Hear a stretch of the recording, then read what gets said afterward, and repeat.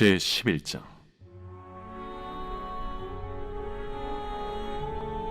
또 내게 지팡이 같은 갈대를 주며 말하기를, 일어나서 하나님의 성전과 제단과 그 안에서 경배하는 자들을 측량하되 성전 바깥 마당은 측량하지 말고 그냥 두라.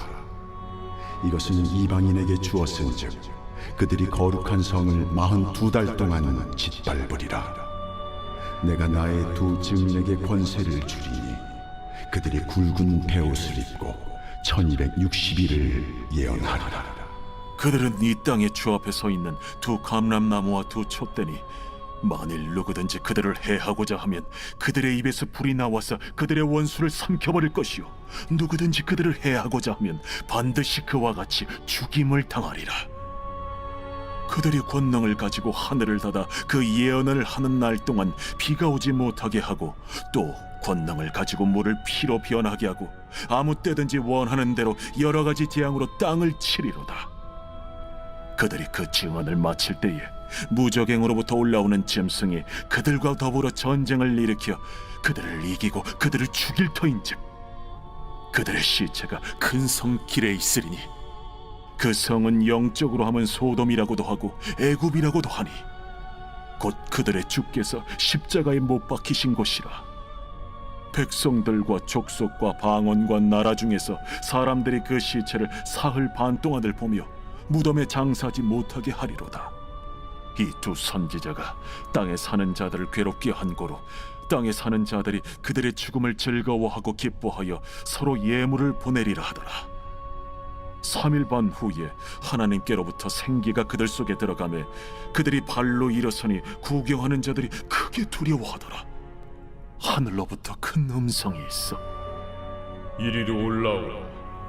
함을 그들이 듣고 구름을 타고 하늘로 올라가니 그들의 원수들도 구경하더라. 그때에 큰 지진이 나서 성 10분의 1이 무너지고 지진에 죽은 사람이 7천이라. 그 남은 자들이 두려워하여 영광을 하늘의 하나님께 돌리더라.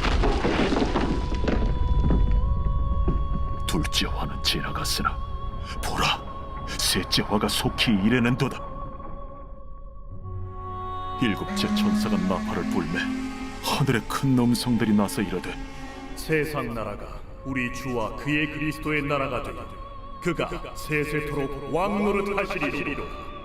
하나님 앞에서 자기 보좌에 앉아있던 24장로가 엎드려 얼굴을 땅에 대고 하나님께 경배하여, 감사하옵나니 옛적에도 계셨고 지금도 계신 주 하나님, 곧 전능하신 이여, 친히 큰 권능을 잡으시고 왕노릇하시도다. 이방들이 분노하며 주의 진노가 내려 죽은 자를 심판하시며 종 선지자들과 성도들과 또 작은 자든지 큰 자든지 주의 이름을 경외하는 자들에게 상 주시며 또 땅을 망하게 하는 자들을 멸망시키실 때로소이다. 이에 하늘에 있는 하나님의 성전이 열리니 성전 안에 하나님의 언약궤가 보이며 또 번개와 음성들과 우레와 지진과 큰 우박이 있더라. 오늘의 말씀 요한계시록 11장의 말씀입니다. 요한계시록은 사도 요한이 밤모섬에서 잠시 유배가 되었을 때 성령님이 특별한 계시와 환상을 통해 받은 말씀입니다. 이 말씀을 받았을 때 초대교회의 상황은 신앙을 지키기가 굉장히 어려운 상황이었습니다. 왜냐하면 교회에 대한 로마의 극심한 박해와 핍박이 있었기 때문입니다. 로마의 네로 황제가 기독교인들을 멸살시키기 위해 어느 정도 악행을 저지르냐면, 그 당시 로마에는 역사적으로 큰 화재가 나서 로마의 14구 중 4개 구를 뺀 나머지가 다 탈 정도로 큰 화재가 났었는데, 악한 네로 황제는 이를 이용하여 기독교인들이 로마에 방화를 한 주범이라고 죄를 뒤집어 씌울 만큼 큰 처형을 시켜버렸습니다. 이러한 최악의 상황 가운데 황제의 핍박의 그늘 아래 있는 교회를 향한 하나님의 말씀이 바로 요한계시록입니다. 담임 목사님께서 예전에 요한계시록 강의를 하시면서 요한계시록의 주제 말씀을 해주셨는데요. 바로 승리하는 교회, 또 영광스러운 성도입니다. 초대교회 시대나 지금의 시대나 세상은 교회를 위협하고 핍박합니다. 초대교회 당시는 로마의 권력에 위협하였고 우리나라는 1900년대에 일본에 의해 위협을 당했고 지금은 세상의 세속화가 세상의 권력이 우리를 위협하고 그 위협 아래 놓여 있는 교회는 아무 의미 없는 것처럼 보이지만 예나 지금이나 아니 영원히 하나님의 교회는 승리하는 것입니다. 그리고 그 교회 안에 있는 성도들은 하나님의 특별하신 보호하심이 있다라는 것입니다. 그 증거가 바로 요한계시록의 초점인 바로 예수 그리스도의 재림입니다. 우리 예수님은 원수를 심판하기 위해 교회를 위험에서 건지시기 위해 또한 하나님 나라를 세우기 위해 재림하신다는 것입니다.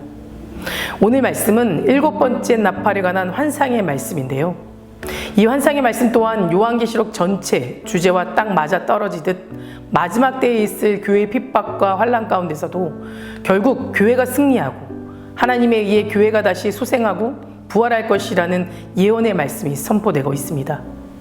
먼저 우리 말씀에 등장하는 두 분류의 사람 중 두 증인에 관한 말씀을 함께 보겠습니다. 12절의 말씀입니다. 하늘로부터 큰 음성이 있어 이리로 올라오라 함을 그들이 듣고 구름을 타고 하늘로 올라가니 그들의 원수들도 구경하더라. 이것은 환난 중에서도 맡은 바 사명을 다한 두 증인을 하나님께서 초대하는 것을 묘사하고 있는 것입니다. 교회를 능멸하고 핍박했던 원수들이 크게 두려워 떨고 있을 때 그들의 눈앞에 이리로 올라오라 라는 하나님의 명령에 따라 구름을 타고 하늘로 올라가는 성도들의 모습은 단순한 종말을 묘사하는 것이 아니라 온전한 승리를 거둔 하나님의 증인들에 대한 가장 거룩하고 경이로운 방법으로 성대하게 환영하고 있는 것을 보여주는 겁니다.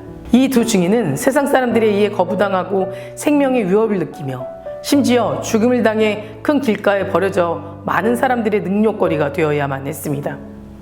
그런데 이 마지막 순간에 그들은 구름을 타고 만민이 보는 앞에 영광스러운 자리에 올라가고 있는 겁니다. 여러분, 이 두 증인은 교회를 상징합니다. 역사의 시간과 장소 속에서 교회는 마치 파괴되는 것처럼 보이나 예언의 말씀처럼 교회는 결코 패배하지 않는다는 겁니다. 오히려 하나님에 의해서 소생되고 다시 부활하게 될 줄 믿습니다. 그렇다면 그들은 어떻게 이런 영광스러운 자리에 올라갈 수 있었던 것일까요? 그들은 자신에게 맡겨진 사명에 죽기까지 충성했기 때문에 가능했던 겁니다. 그들은 자신들에게 주어진 사명을 감당하기 위해 두려움을 이겼고 죽음조차도 무시했습니다. 그들이 바라보는 것은 오직 약속하신 생명의 면류관뿐이었습니다. 주님께서 서머나 교회에서 하셨던 약속, 너는 장차 받을 고난을 두려워하지 말라 볼지어다 마귀가 장차 너희 가운데에서 몇 사람을 옥에 던져 시험을 받게 하리니 너희가 10일 동안 환난을 받으리라. 내가 죽도록 충성하라. 그리하면 내가 내 생명의 관을 내게 주리라. 이 약속을 굳게 붙잡고 앞으로 나아갔던 것입니다. 그들은 하늘에 속한 승리자였습니다. 이어서 두 번째 분류의 사람들을 만나려고 합니다. 바로 이 장면을 구경하던 두 증인의 원수들입니다. 이들은 42달 동안 거룩한 성을 짓밟았고 말씀을 증거한 증인을 대적했으며 두 증인들의 죽음을 즐거워하였습니다. 그들은 세상의 승리자였던 겁니다. 누구도 이들의 승리를 의심할 수 없었습니다. 하지만 마지막 순간에 그들은 두려움에 가득 찬 구경꾼으로 전락해 버렸습니다. 마치 점령군의 승리를 두려움과 경외함으로 쳐다보는 패배자들처럼 말입니다. 그럼 그들은 왜 두려움에 떠는 패배자의 신세가 되어버린 것일까요? 그들의 몰락은 이미 예견된 것이었던 겁니다. 주님은 나를 저버리고 내 말을 받지 아니하는 자를 심판하리가 있으니 곧 내가 한 그 마지막 날에 그를 심판하리라 라고 말씀하시면서 복음을 대적하고 거부하는 자들의 비참한 최후를 선언하셨습니다. 그들은 두 증인들이 하늘로 올라가는 그 순간에 이 말씀을 깨닫고 장차 자신들에게 다가올 심판을 두려워하게 된 것입니다. 이렇듯 마지막 순간에는 모든 사람들이 둘로 나누어집니다. 하나님께서는 심판의 날에 말씀에 순종하며 끝까지 믿음을 버리지 않고 순종한 참된 승리자와 세상 유혹에 빠져 하나님을 대적하고 세상의 영화를 누리던 거짓 승리자들을 분명하게 분리하신다는 것입니다. 2절의 말씀을 보겠습니다. 성전 바깥 마당은 측량하지 말고 그냥 두라. 이것은 이방인에게 주었은즉 그들이 거룩한 성을 42달 동안 짓밟으리라. 천사는 요한에게 성전 밖 마당은 측량하지 말고 그대로 두라 라고 말하였습니다. 이것은 하나님께서 마지막 때의 거짓 승리자와 참 승리자를 구별하여 보호하겠다는 의미입니다. 즉 성도로 살아가긴 하나 자신을 거룩하게 구별하여 하나님 안에 속하지 않고 세상과 연합하여 세상에 속한 자들처럼 살아가는 자들을 하나님께서 구분하여 마지막 때에 보호하지 않을 것이라고 말씀하시는 것입니다. 하나님은 마지막 때에 참된 승리자와 거짓 승리자를 엄격히 구분하십니다. 참 승리자는 보호하여 완전한 구원에 이르게 하시되 거짓 승리자는 그대로 영원히 멸망에 처하게 하신다는 겁니다. 이것은 예수님께서 비유를 통해 하신 말씀에서도 확인할 수 있습니다. 마태복음에 나오는 곡식과 가라지의 비유에서도 농부가 곡식과 가라지 둘 다 추수할 때까지 함께 자라긴 두지만 추수가 되면 둘을 구분하여 놓듯이 하나님께서도 참된 승리자와 거짓 승리자를 추수할 때가 이르면 그들을 구분하여 서로 완전히 다른 상황에 처하게 하시고 참된 승리자들에게는 창세로부터 약속된 그들의 나라로 초래하신다는 것입니다. 그러므로 우리는 끝까지 세상에서 승리하여 하나님의 나라로 초대받는 자들이 되어야만 합니다. 사랑하는 성도 여러분, 요한계시록의 주제처럼 교회는 반드시 승리하고 성도들은 그 영광에 참여하게 될 것입니다. 마지막 때의 박해와 핍박 가운데서도 하나님의 말씀을 지키려는 자들은 그리스도의 영이 우리 안에 계시고 우리가 주 안에 있기에 세상은 우리를 짓밟을 수 없게 됩니다. 우리는 아무리 극심한 환난을 겪는다 할지라도 절대로 우리를 버리지 아니하시는 하나님을 믿고 경배해야 합니다. 그리고 그 믿음으로 세상을 향해 담대함으로 승리하시기를 간절히 기도합니다. 다 같이 기도하시겠습니다. 오늘은 금요일입니다. 금요일 공동기도 제목은 환우분들을 위해서 함께 기도하시겠습니다. 호황봉 장로님, 박재순 권사님, 유은영 권사님, 이영숙 권사님, 이명숙 권사님, 오유미 집사님, 이동순 성도님, 박세현 청년, 류경민 청년의 치유를 위해서 함께 기도해 주시고 각종 질병과 불면증 그리고 공황장애 등 마음의 병의 치유를 위해서도 함께 기도해 주시기 바랍니다. 사랑과 은혜가 충만하신 하나님, 오늘도 부르심에 감사를 드립니다. 오늘 하루도 세상을 바라보며 흔들리지 않고 오직 하나님을 바라보며 새 힘을 얻어 이 하루를 복되고 감사하며 살아가게 하시고 그 믿음으로 세상을 향해 담대함으로 승리하게 하여 주시옵소서. 특별히 오늘은 환우분들을 위해 기도합니다. 암으로 치유받고 있는 박재순 권사님, 유은영 권사님, 이영숙 권사님, 이명숙 권사님, 오유미 집사님, 이동주 성도님, 박세현 청년, 류경민 청년, 주님 깨끗이 치유해 주시고 소망 안에 머물며 살게 하여 주시며 허몽전너님 건강한 일상으로 회복되어 함께 예배하게 도와주시며 살아계신 하나님이 모든 평안함과 모든 환경에서 지켜주실 줄 믿습니다. 투족증인 성도님들, 사고로 입원 중인 성도님들 힘을 주실 줄 믿습니다. 우울증, 공황장애, 불면증 겪고 있는 성도님들에게는 담대함과 평안함과 위로함을 주실 줄 믿습니다. 담임 목사님 사역 가운데 성령님 함께하여 주시옵소서. 계획하시고 준비하는 모든 사역마다 하나님의 능력이 나타나게 하여 주시고 함께 동력하고 중보하는 자들을 세워 주시옵소서.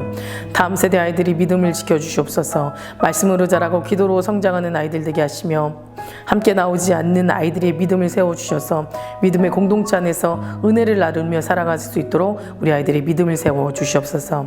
새벽마다 1000번째 드리며 간구하는 기도 제목에 응답하여 주시길 간절히 소망하며 이 모든 말씀 예수 그리스도 이름으로 기도드립니다. 아멘.